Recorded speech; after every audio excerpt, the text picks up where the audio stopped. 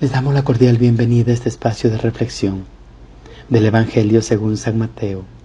En aquel tiempo Jesús llegó a su tierra y se puso a enseñar a la gente en la sinagoga, de tal forma que todos estaban asombrados y se preguntaban: ¿de dónde ha sacado esa sabiduría y esos poderes milagrosos?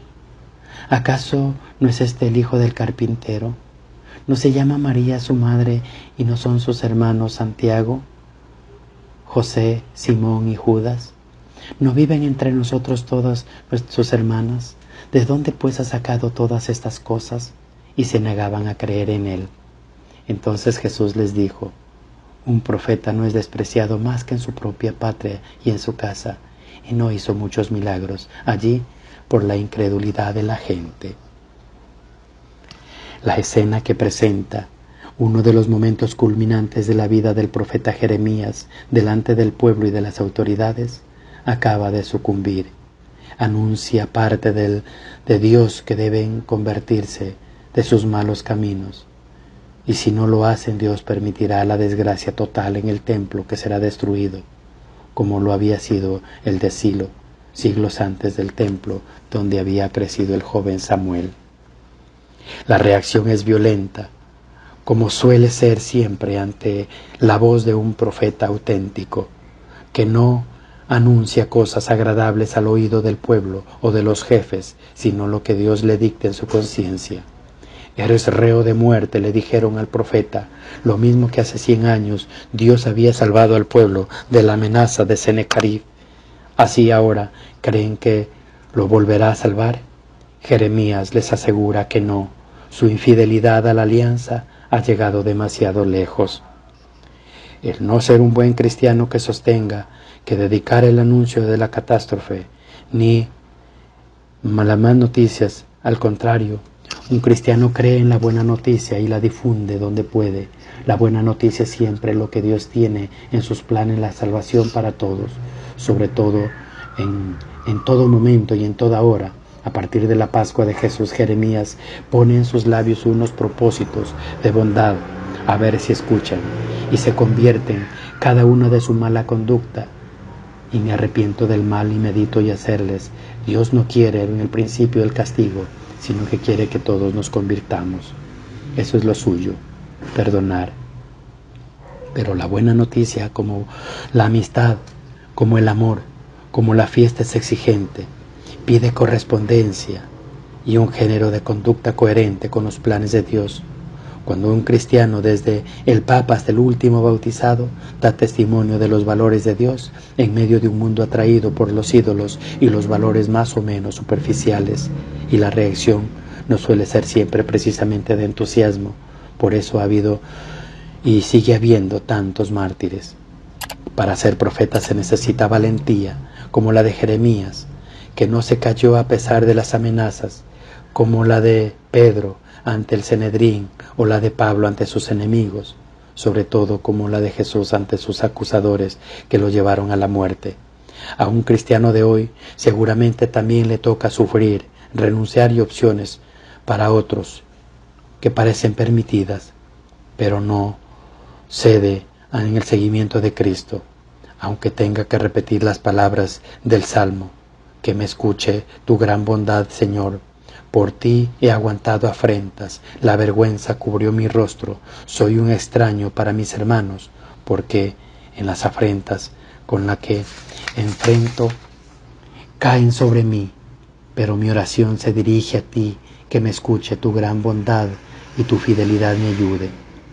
El pueblo de Nazaret de Jesús no tuvo mucho éxito. Sus paisanos quedaron bloqueados por la pregunta: ¿de dónde sacará esa sabiduría y esos milagros?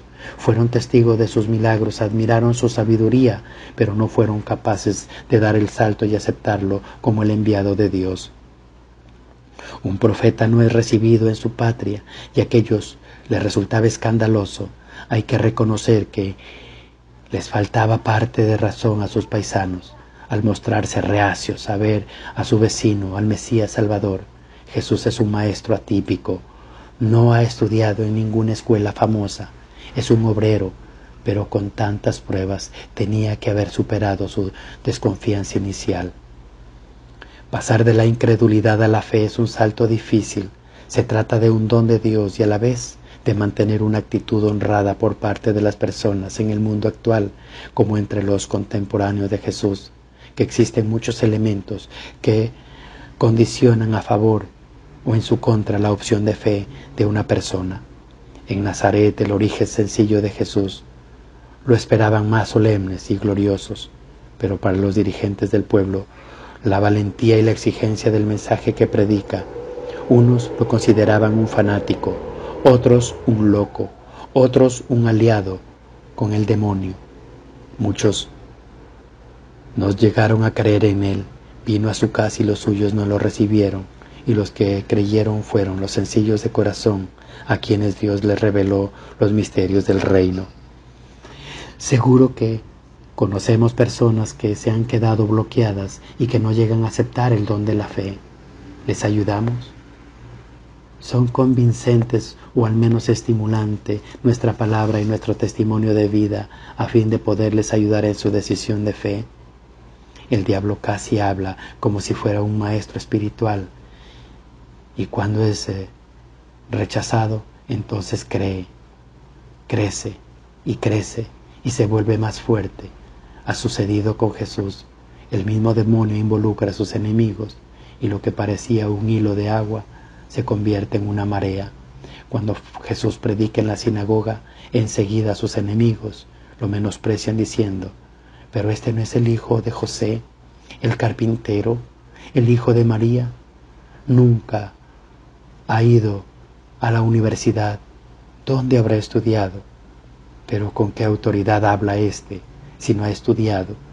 La tentación ha ido involucrando a todos, hasta en el mismo Jesús, que frente a los enemigos y a los contemporáneos no decía nada por la ingenuidad del corazón que ellos tenían.